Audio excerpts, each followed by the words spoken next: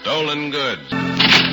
Morning, Brooksy. George, you finally got here. Yeah, okay, let's see the problem. I'll fix it for you. Well, it isn't quite as easy as that, darling. No? What do you mean? George, you know I went shopping at Coverley Saturday. Yeah, missed you, too. Oh, please be serious.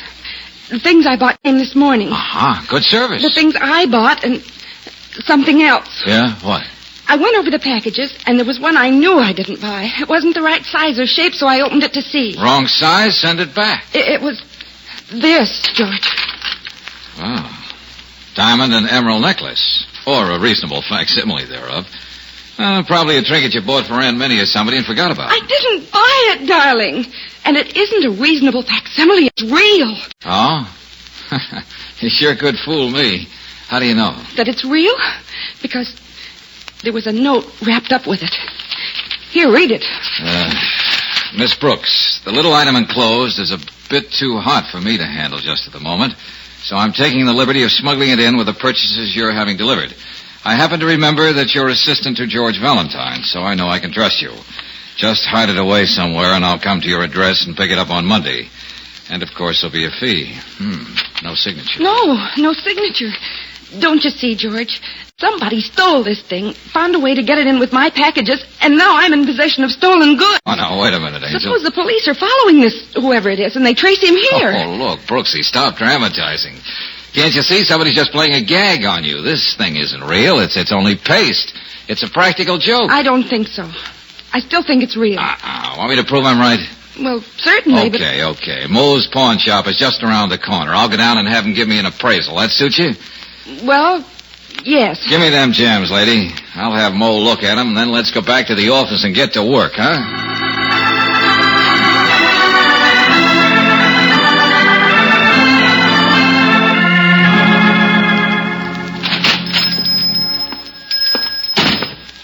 Yes, sir, good morning. Is there something Georgie Valentine. How are you, my friend? Fine, Mo, fine. I stopped in to get a little expert advice. Of course. Always glad to be of service to you, Georgie. And no expense, you understand? Yeah, I understand. So, like they say on the radio, what's your problem? Well, it's like this, pal. You know Miss Brooks. Sure. Well, I'm thinking of getting her a necklace, a gift for a special occasion.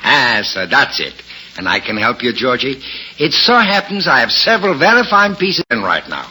And I could give you a special price. No, not so fast, old boy. I know just what I want. I have a sample in my pocket. Well, I can have one made up for you and save you some money. Here, this is what I have in mind. Very pretty, Georgie. Now, how much would it cost me to have one like that made up in diamonds and emeralds? You kid me, my friend. I apologize, of course, but you could not afford such a necklace, Georgie. No? Well, just roughly how much? I don't know. With real diamonds and real emeralds, I would say about... Well, what's the matter? Wait. I'll put my glass on these stones. You understand, I might be wrong, Georgie, but... Look, Mo, what's the gag? You've seen paste before. You don't need a glass to look at it. Georgie, you're a good boy. I don't know where you got this necklace, and I'm not asking any questions. What? What do you mean by that? My friend, for this I would give you today $15,000, and I could sell it for $20,000. You could? If I had the $15,000, which I ain't. You could leave it on consignment with me, Georgie. When I sell it, I'll just take 10%. Now, let me get this straight, Mo. You mean this thing is real? Now, Georgie, you know it's real. Just making fun with me. Where did you get it? Well, it's you see, Mo, a friend of mine bought it, and he was afraid he'd been chipped. That's it. I knew you were fooling. How much did you pay for it? $20,000, I think. That would be right. You could tell your friend it was not cheated. Yeah. Thanks, Mo. Be seeing you. Hey, Georgie, what's the hurry? I gotta get back with this necklace. My friend will be in to pick it up any minute.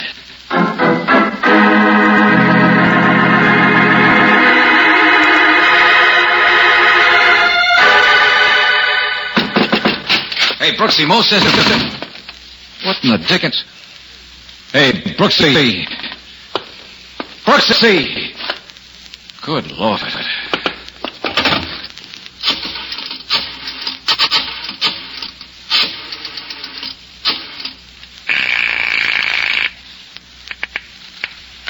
Hello. Give me Lieutenant Johnson? That's right. Valentine Johnson. Yeah. I thought I recognized his voice. No, look, I'm up in Brooksy's apartment. Well, it's nice. Give my regards. Johnson, something's happened to her. I left her here just a few minutes ago. When I came back, the whole place had been turned upside down. She's gone. What do you mean upside down? Stuff turned over, doors pulled out. Looks like a struggle. Now, listen, I'll probably need your help. Well, it's a novelty for you. I thought you always Wait a minute, Johnson. Somebody's here. I just... Well, who are you? What's it to you, Bud? Where's Miss Brooks? Miss who? You know who I mean, the girl who lives here. Sorry, Bud. Don't know who lives here. Just come in to fix the plumbing. Oh, yeah? Well, now you listen, Buster. You're no plumber, and you're going to tell me what happened here. I don't get excited, mister. I finished my job, and I'm getting out. That's what you think. First, you're going to tell me what went on in this apartment and what you're doing here. I got news for you, Bud. I said I'm going, and I am. Oh, no, you're not. Oh, you want to play it the hard way, huh? Okay, you ask. Oh, wait a minute.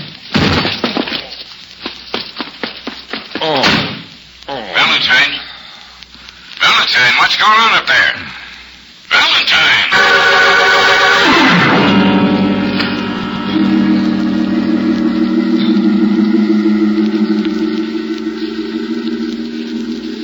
All right, Valentine, I follow you so far. Somebody managed to get a necklace in with Miss Brooks's shop. Oh, I thought it was a gag, Johnson, a fake. But when Mo told me it was real, I came right back up here to her apartment. She was gone. You can see for yourself how the place looks. Yeah, somebody made a shambles of it, all right. Now, look, Johnson, the way I figure, whoever put that thing in with her packages came here for it. She told them she didn't have it, but she didn't. I did. They didn't believe her. So, one of them dragged her out while the other one combed the apartment for it. Oh, you think there might have been two of them? Naturally, somebody had to grab Miss Brooks. Somebody else had to tap you in the head. Well, he didn't have to, but he did, Johnson. Now, I gotta find Brooksy, and I don't know where to begin. I could make a suggestion. Come on, what's stopping you? You might start by getting a line on who put the necklace in with her packages. Must tie up some way. Oh, yeah, that sounds easy. How? Where'd you buy this stuff? How do I know? Hey, wait a minute. Coverly, she said. Coverly's department store. All right, they've got a jewelry department, a good one. Yeah, I see what you mean. By the way, I suppose this mug got the necklace. Hey, wait a minute. I had it in this pocket. Yeah, here it is. Guess he didn't think I'd have anything to do with it. Okay, then. Straighten your tie and get down to Coverly. See what you can find out. Can't you come along? Valentine, it happens I'm in homicide, not the robbery detail. I gotta get back to work. If you need any help, give me a call. Good luck.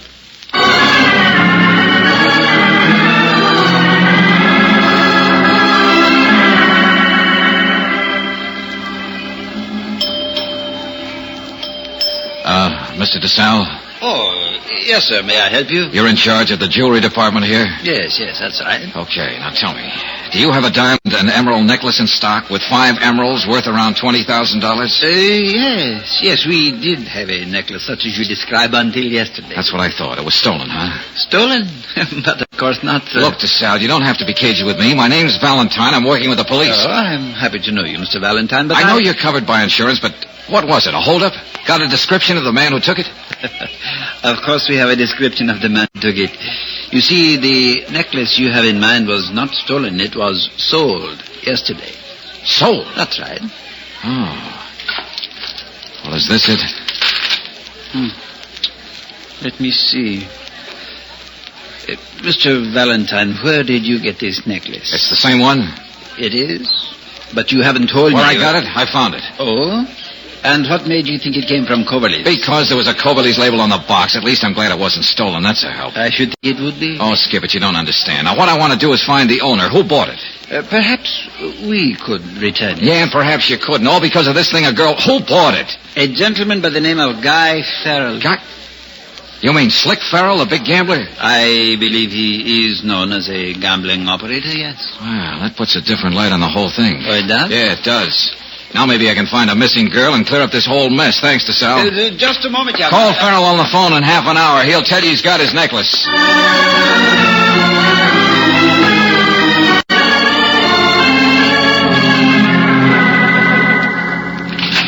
Yes? Oh, hello. This is Mr. Farrell's residence? That's right. I'd like to see him, please. Well, I'm afraid Mr. Farrell's busy. I see. Well, if you don't mind, I'll wait. My name is Valentine. How do you do, Mr. Valentine? I'm Mrs. Farrell. Oh. Your husband is busy, you say? Well, I'm not sure, but I think so. A man came to see him, and they went into his study. I've been upstairs, so I don't know whether he left or not. Mm-hmm. Well, would you mind finding out? Not at all. That is, what was it you wanted to see my husband about? Well, I have something for him, that's all. Something that he lost, I believe. And your name is Valentine? Yeah, that's right. But he wouldn't know the name. I just found this thing and traced it to him. I'm sure he'd like to have it back. Oh. Well, all right, Mr. Valentine. I'll see if his call is still with him. His study's right here. Yeah, thank you very much.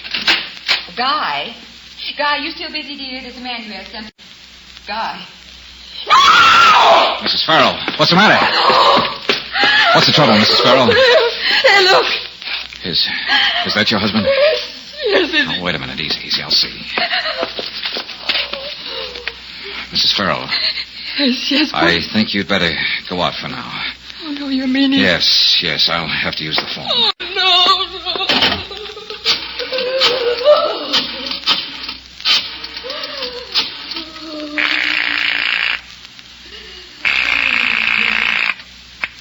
Hello. Lieutenant Johnson speaking. Johnson, this is George Valentine. Yeah, Valentine. Any luck? No, but you told me to call you if I needed help. I'm out at Guy Farrell's place. You better get here right away. Guy Farrell's? What's up? I got a job for you now, Johnson. Farrell's been murdered.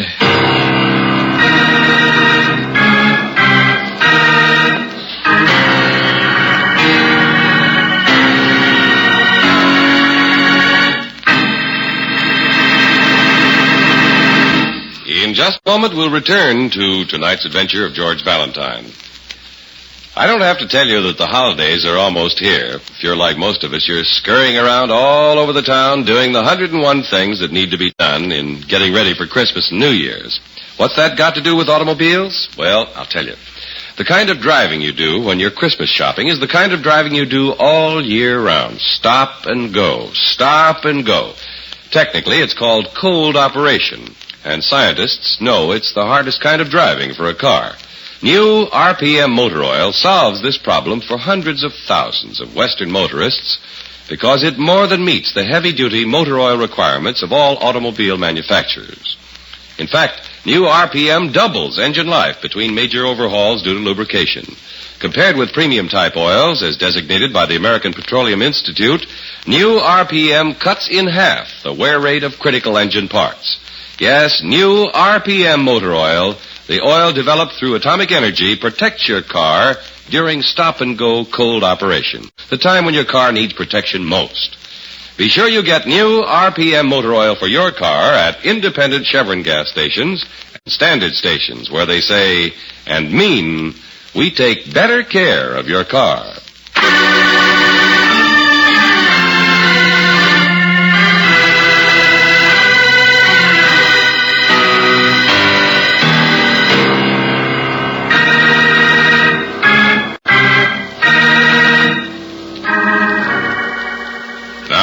Back to tonight's adventure of George Valentine.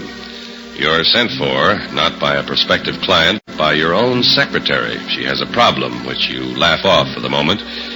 But you can't laugh off the fact that she was sent a valuable necklace along with her shopping, or that the man who bought it and smuggled it in with her order was a big-time gambler who is now dead, or that Brooksy herself is missing.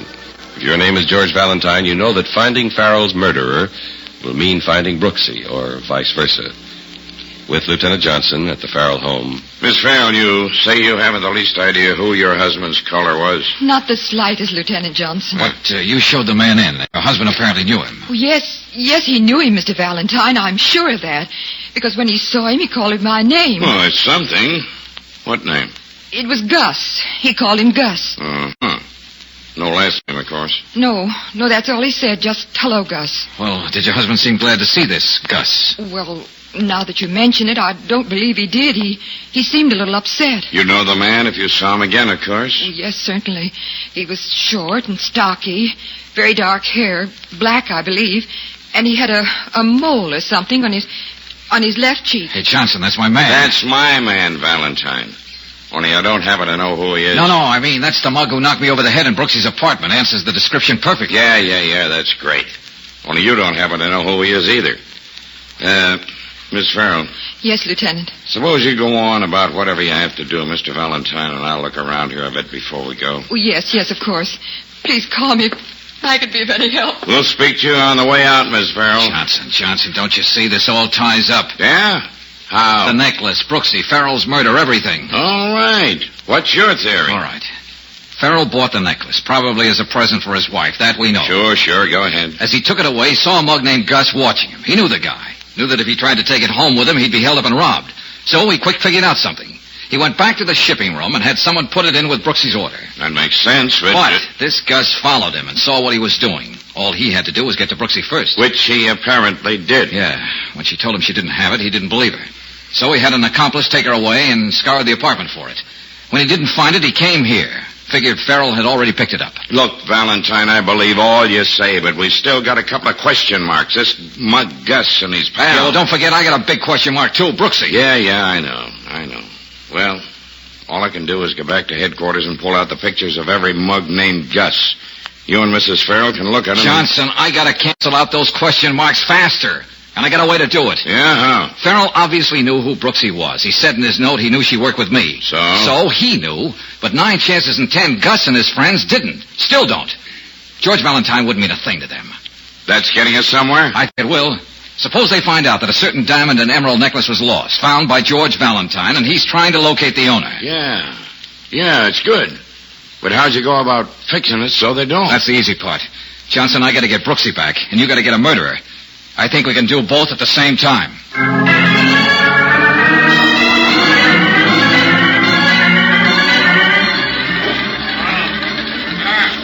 But, Chief, that was just a plain accident. I'm a reporter. I don't miss stuff.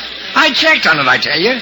Yeah, I know. Huh? Okay, Chief, I'll cover it. That guy's off his rocker. Well, George, what's on your mind, if any? Look, Hank, I found a diamond and emerald necklace. Oh, great. I never have that kind of luck. It's worth $20,000. Better still, tell you what to do. Turn it over to the police. Nobody claims it in 30 days. It's yours. Will you settle down for a minute? Just because of this necklace, my girl's disappeared and a man has been murdered. Well, that makes quite a... Huh? Yeah, now listen. I want you to do something for me. Sure, George. Glad to. Find the murderer or your girl? I'll find both of them and give you the exclusive story, but you got to do something first. Okay, such as... I didn't find the necklace, Hank, but the guys I'm after don't know it. I want them to think I did. And how do you do that? Well, that's where you come in. I want you to write a story for your paper about how a George Valentine found a valuable diamond and emerald necklace. Get him to stick it on the front page. You've got influence. Sure, but... I'll give you a description of the necklace and my telephone number. Now, remember, your story says that I want a way to return it to the owner. Now, sit down at that typewriter and get to work.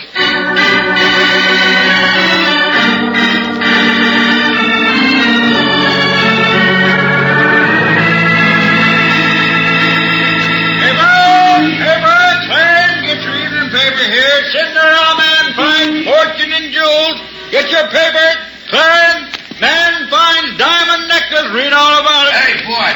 Yes, sir. Paper. What's that headline you were calling? What do you mean, mister? That diamond necklace thing. What is it? Yeah, ain't that something, boss? Guy found a diamond and emerald necklace worth $20,000, it says. Yeah?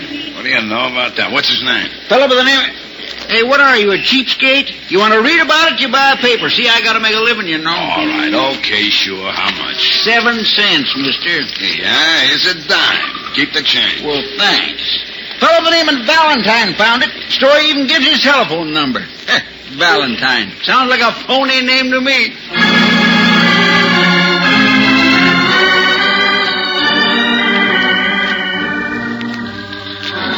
Valentine. Okay, Johnson, you wanted to see me. Why? Well, I see by the paper you found a necklace.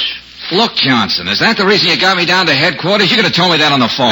No. Keep your shirt on. I know that was a gag to smoke out the guys that ran off with Miss Brooks. And a gag to get your murderer. Maybe we've got a little bit ahead of you, Valentine. I got you in to show you a picture. Yeah? Yeah. Wasn't exactly necessary. I showed it to Mrs. Farrell, and she'd made the identification all right. Just wanted a double check. Okay, where's the picture? Here. Recognize the character? Yeah. That's the guy that conked me in Brooksy's apartment. Who is he? Mug by the name of Gus Scully, Carmen Hoodlum, second-story man, 2-bit gambler, long record. You got him? Well, no.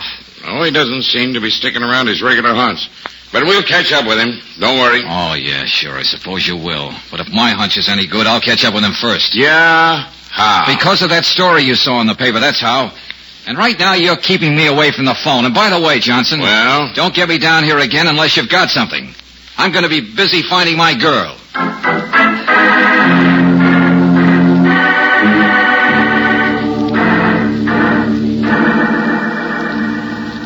All right, sister, you know what to do. Tell this Valentine just what I said, and you won't get in any trouble. Yes, I know. Okay, go ahead, call the number. Now? Yeah, now. Don't try any funny business, sister. Tell him just what I said and nothing more. Then, will you let me go? When I get the necklace, sure, why not? Oh, hello. Is this Mr. Valentine? The Mr. Valentine who found a necklace? That's right. Brooksy. Brooksy, where are you? Are you all right? Is that the right guy? Yes, he's the one. Oh, thank heaven I got you, Mr. Valentine.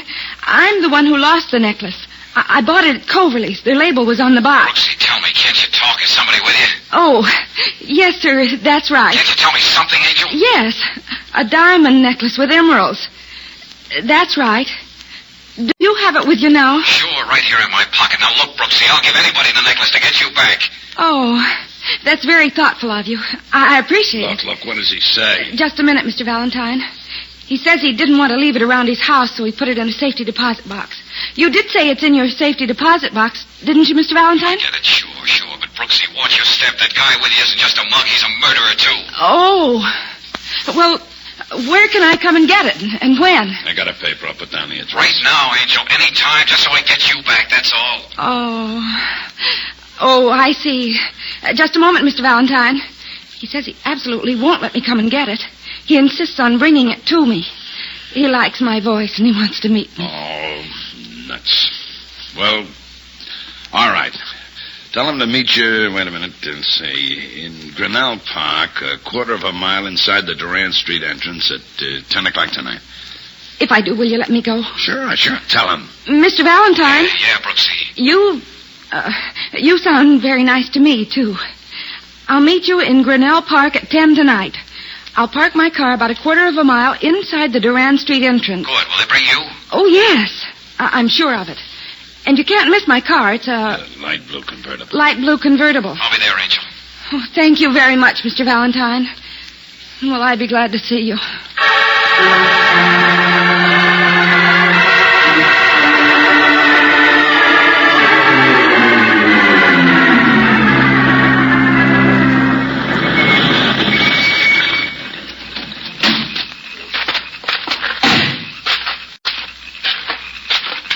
Okay, mister, stop right there. Why? Who's that? Me, Bud. Give me that necklace. What necklace? You know what I'm talking about, Bud. Your name's Valentine, ain't it? Why, yes, that's my name, Okay, hand over the necklace. But it's so dark here, I can't see you. Who are you? None of your business. Give me that necklace. Oh, no, indeed. No, I won't.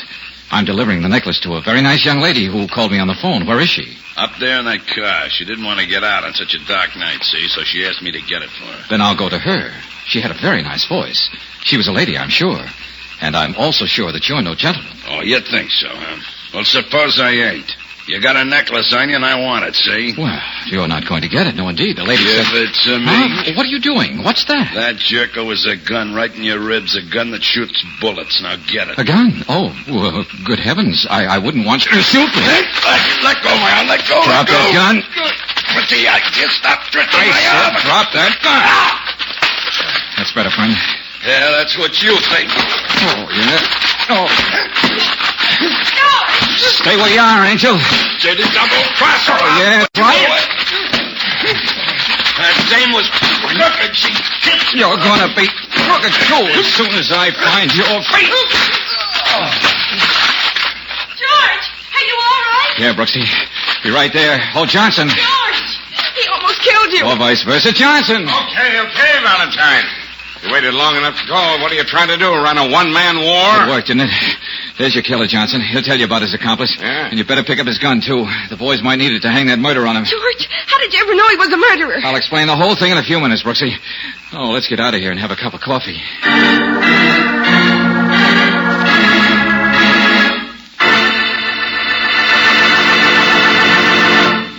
If you're planning to drive home for the holidays, then here's an important reminder. You'll find independent Chevron gas stations and standard stations throughout the West ready and waiting to serve you with friendly, courteous service, top-quality products, and spotless restrooms. Car savers are particularly proud of their spanking-clean restrooms and make it their business to keep them well scrubbed. Stop in during your holiday trip at any standard station or independent Chevron gas station where they say and mean, we take better care of your car.